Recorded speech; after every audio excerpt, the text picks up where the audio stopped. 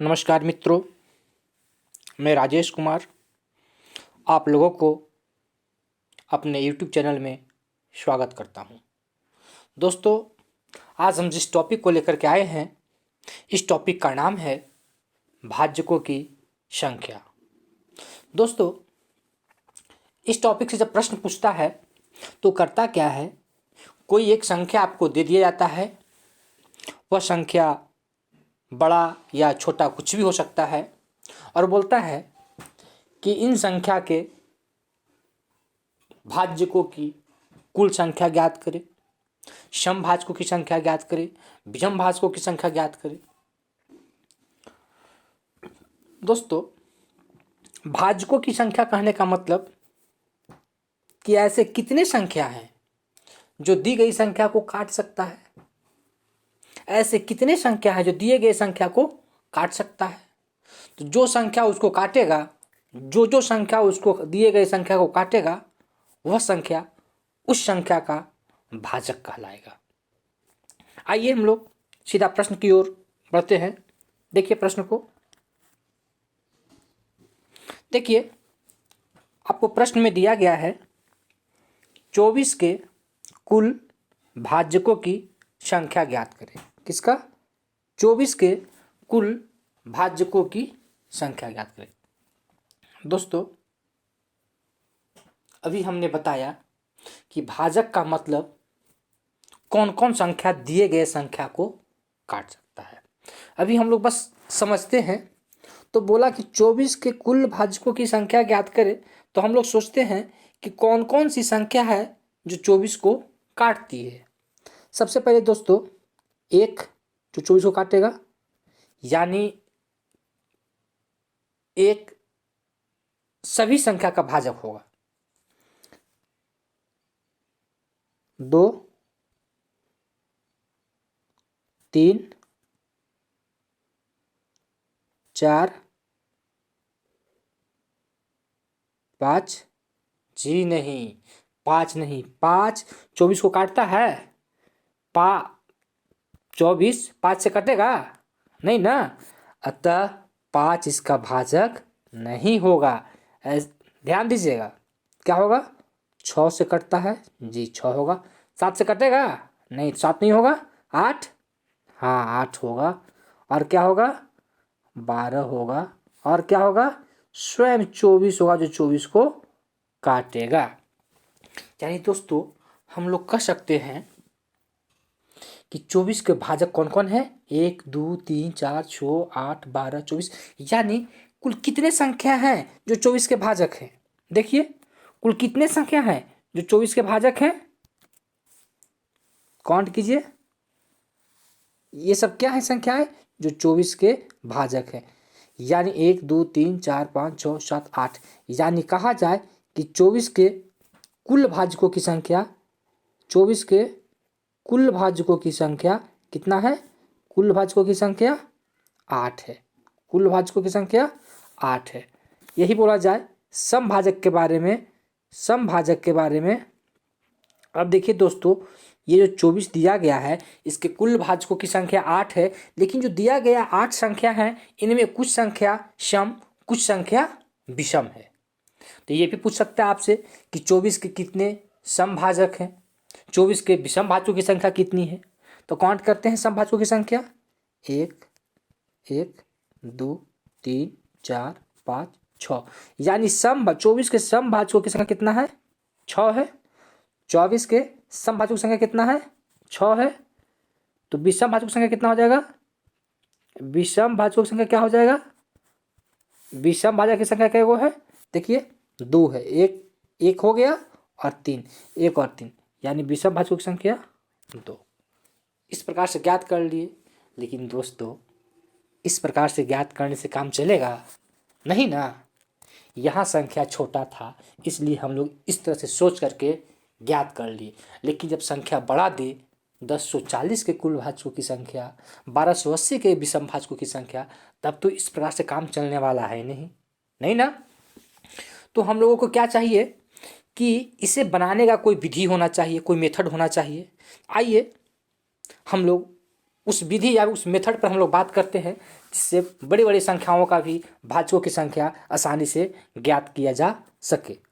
देखिए, तो सबसे पहले क्या करेंगे, भाजकों की कुल संख्या, सम संख्या या विषम संख्या कुछ भी ज्ञात करना हो तो सबसे पहले दिए गए जो संख्या है उसको अभाज्य गुणनखंड के रूप में तोड़ लेंगे। कैसे? अभाज्य गुणनखंड के रूप में तोड़ लेंगे। जैसे हम लोग पहले 24 को तोड़िए अभाज्य। जब 24 को 2 से 12, 2 से 6, 2 से 3 और नहीं ना, अब तो नहीं,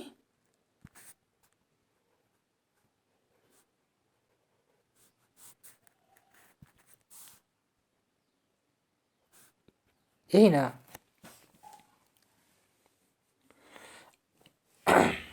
अब क्या करेंगे, अब क्या करेंगे, तो अब हम लोगों को करना क्या है,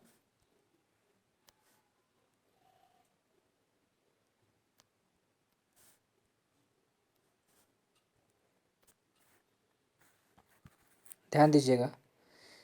दिए गए संख्या को अभाज्य गुणनखंड के रूप में हम लोग तोड़ लिए, तो इसको क्या हम लोग कहेंगे, अब 24 को हम लोग लिख सकते हैं, 24 को हम लोग लिख सकते हैं क्या, देखिए 2 के पावर 3, 2 कै गो है, 3 गो है ना, तो 2 का पावर 3 गुना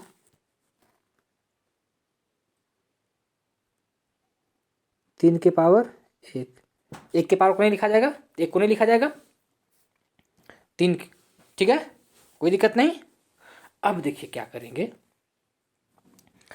अब इस संख्या को सबसे पहले कुल निकालना हो, सम निकालना हो, विषम भाजक निकालना हो, सबसे पहले दिए गए संख्या को अभाज्य फैक्टर के रूप में तोड़ लिए ना। अब जब भी दोस्तों आपको कुल भाजकों की संख्या ज्ञात करना हो, कुल भाजकों की संख्या ज्ञात करना हो तो करेंगे क्या, सभी के पावर में एक जोड़ करके, सभी के पावर में एक जोड़ करके गुणा करने से प्राप्त गुणनफल ही कुल भाजकों का संख्या होगा। जैसे देखिए पावर कितना है, 3 है, एक जोड़ लेते हैं, सभी के पावर में एक जोड़ करके, इसका पावर कितना है, 1 है, एक जोड़ लेते हैं, एक जोड़ दिए।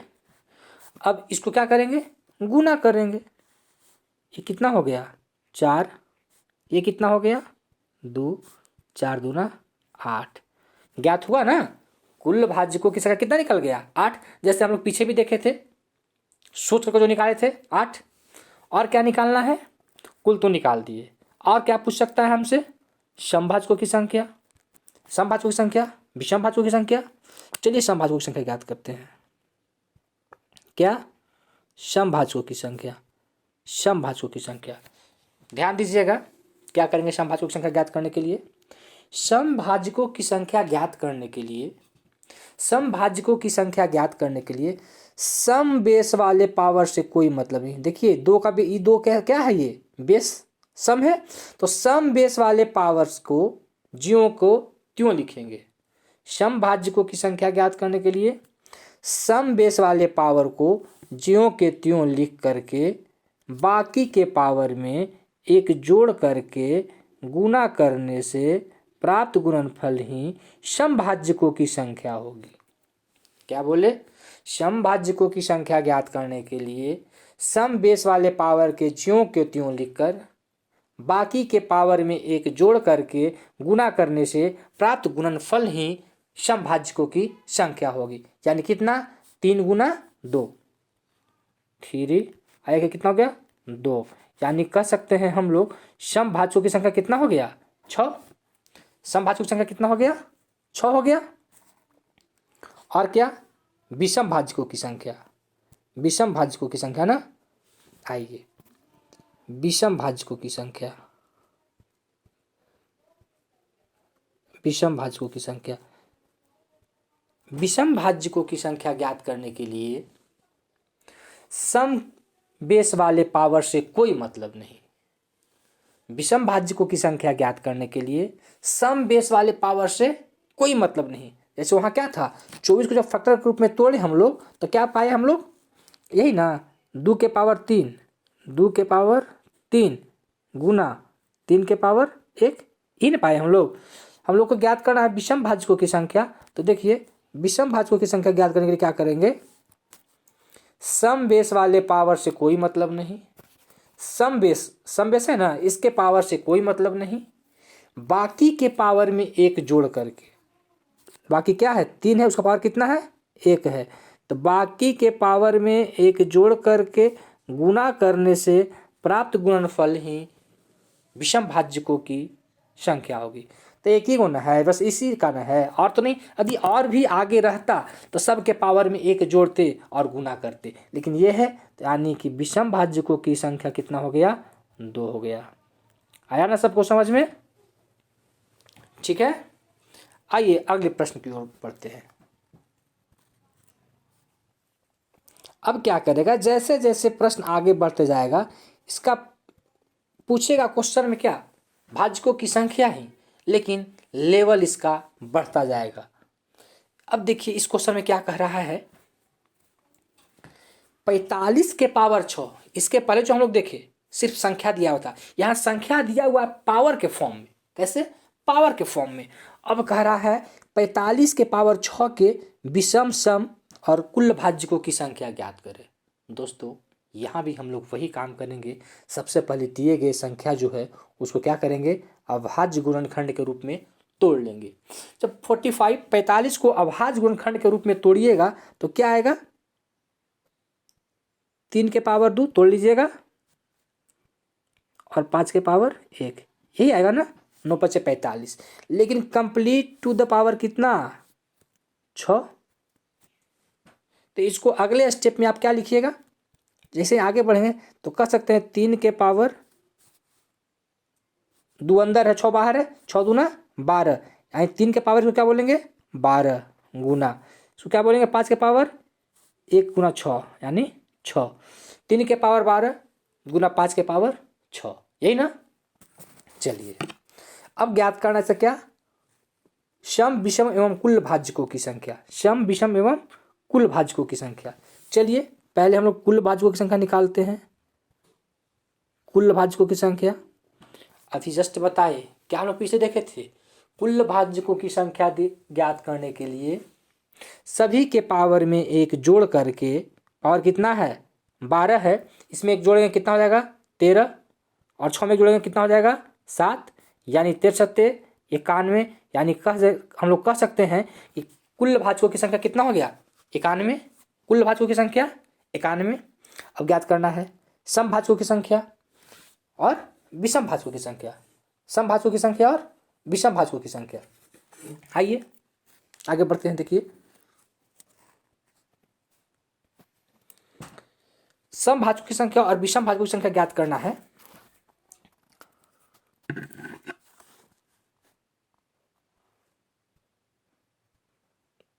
सम भाज्यकों की संख्या मेरा था क्या वहां, 3 के पावर 12 था गुना 5 के पावर 6 था, यही ना, 3 के पावर 12 गुना 5 के पावर 6 था। अब हमको ज्ञात करना है समभाजकों की संख्या। समभाजकों की संख्या ज्ञात करने के लिए अभी हमने बताया, समभाजकों की संख्या ज्ञात करने के लिए सम बेस वाले पावर को ज्यों के त्यों लिख दें, लेकिन सम बेस यहाँ है नहीं है ना। जब सम बेस नहीं है तो हम लोग कह सकते हैं, जब सम बेस नहीं है तो हम लोग कह सकते हैं समभाजकों की संख्या क्या हो जाएगा 0। जब इसका बेस में ही सम नहीं है तो समभाजक की संख्या कहाँ से ज्ञात होगा, अतः हम लोग कह सकते हैं समभाजकों की संख्या क्या हो जाएगा 0। यदि इसका बेस में सम रहता 2 रहता तब कहते कि सम बेस वाले पावर को ज्यों के त्यों लिख करके बाकी को 1 में जोड़ करके गुना कर देंगे, लेकिन सम बेस है नहीं है, अतः समभाजकों की संख्या 0। आइए अब देख लेते हैं विषम भाजकों की संख्या।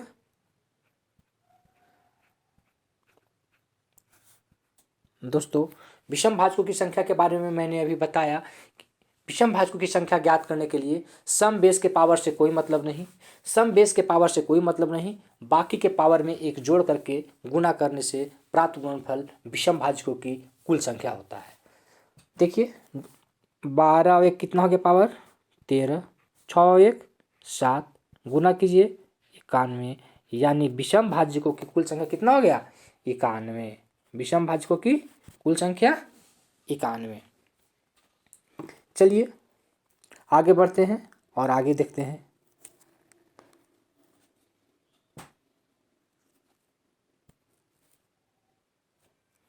देखिए दोस्तों, अगले प्रश्न में कह रहा है 2 के पावर 10 गुना 6 के पावर 7 गुना 3 के पावर 8 गुना 5 के पावर 17 के अभाज्य गुणनखंडों एवं अभाज्य भाज्यकों की संख्या। क्या क्या, एक तो अभाज्य गुणनखंड के बारे में बोल रहा है और दूसरा क्या बोल रहा है, दूसरा अभाज्य भाज्यकों की संख्या, यानी अभाज्य गुणनखंडों की संख्या ज्ञात करना है और अभाज्य भाज्यकों की संख्या। दोस्तों, दिए गए व्यंजक में जब भी आपको अभाज्य भाजकों और अभाज्य गुणनखंडों कुछ भी निकालना कहे तो सबसे पहले दिए गए व्यंजक को अभाज्य गुणनखंड के रूप में तोड़ लेंगे। देखिए यहाँ तो 2 अभाज्य है, 3 अभाज्य है, 5 अभाज्य, लेकिन 6 अभाज्य है नहीं, यानी सबको पहले अभाज्य गुणनखंड के रूप में तोड़ते हैं। तो क्या करेंगे, 2 के पावर क्या है 10 गुना 6 के पावर क्या है 7। तो 6 को हम लोग को तोड़ना 6 को लोग तोड़ना पड़ेगा अभाज्य के रूप में। तो 6 को हम लोग क्या लिख सकते हैं 2 गुना 3, 2 गुना 3। तो 6 को हम लोग लिख देंगे 2 गुना 3। लेकिन पावर कितना है 7, पावर कितना है 7, तो दोनों पर दे देंगे 7 गुना 3 के पावर 8 गुना 5 के पावर 17, 5 के पावर 17।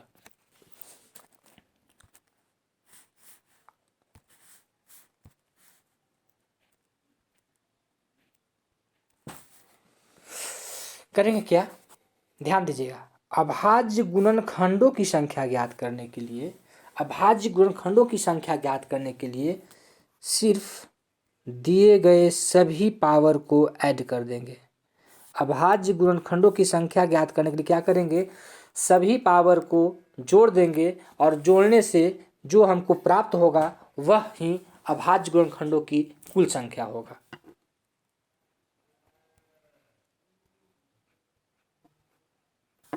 अभाज्य गुणनखंडों की संख्या बात कर रहे हैं, तो अभाज्य गुणनखंडों क्या बोले कि सभी के पावर को ऐड कर देंगे, सभी के पावर को ऐड कर देंगे। 10 प्लस 7 प्लस 7 प्लस 8 प्लस 17, सबको ऐड कीजिए। 10 7 17 7 24 8 32 और 10 42 7 49, यानी अभाज्य गुणनखंडों की संख्या कितना 49। क्या बोले, अभाज्य गुणनखंडों की संख्या ज्ञात करने के लिए सबसे पहले दिए गए व्यंजक को अभाज्य गुणनखंड के रूप में तोड़ लेंगे और सभी को पावर को ऐड कर देंगे। इस प्रकार जोड़ने से जो संख्या प्राप्त होगा वह अभाज्य गुणनखंडों की संख्या होगा। देखिए आगे क्या बोल रहा है, अभाज्य भाज्यकों की संख्या, अभाज्य भाज्यकों की संख्या। अभाज्य भाजकों की संख्या ज्ञात करने के लिए क्या करेंगे, सबसे देखिए उसको क्या था 2 का पावर 10 था, क्या 2 का पावर 10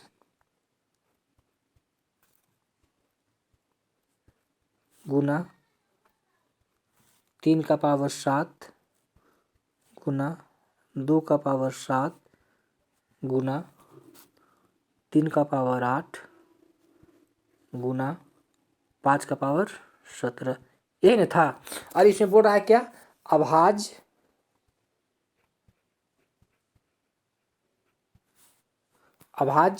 भाज्यकों की संख्या, अभाज्य भाज्यकों की संख्या। अभाज्य भाज्यकों की संख्या ज्ञात करने की क्या करेंगे, बस ये हम देख लेंगे कि वो दिया गया व्यंजक था, जब उसको अभाज्य गुणनखंड के रूप में जब तोड़े तो उसका बेस कितने तरह का है। बेस जितने तरह का होगा वह ही उसका अभाज्य भाज्यकों की संख्या कहलाएगा। जैसे देखिए इसका बेस कितने तरह का है, तो एक तो 2 है। इसका बेस कितने तरह का है, तो एक तो 2 है, बेस में 2 है, 3 है, 5 है। कितने तरह का है, बेस को हम लोग रिपीट नहीं करेंगे, रिपीट नहीं करना है संख्या को, बस देखना है कि बेस कितने तरह का है। तो एक प्रकार का 2 हो गया, एक 3 है और एक 5 है, यानी 3 प्रकार के हैं। अतः हम लोग बोल देंगे अभाज्य भाज्यकों की संख्या कितना है, अभाज्य भाज्यकों की संख्या कितना है, 3 आंसर हो जाएगा। अभाज्य भाज्यकों की संख्या 3 है। दोस्तों आज का वीडियो यहीं समाप्त करते हैं और इसके अगले वीडियो में हम लोग भाजक से ही रिलेटेड लाएंगे प्रश्न, जिसमें भाज्यकों की गुणनफल, सभी भाज्यकों का योगफल, सम भाज्यकों का योगफल, विषम भाज्यकों का योगफल या सम भाज्यकों का गुणनफल, इस प्रकार के प्रश्नों को लेकर के आएंगे। धन्यवाद।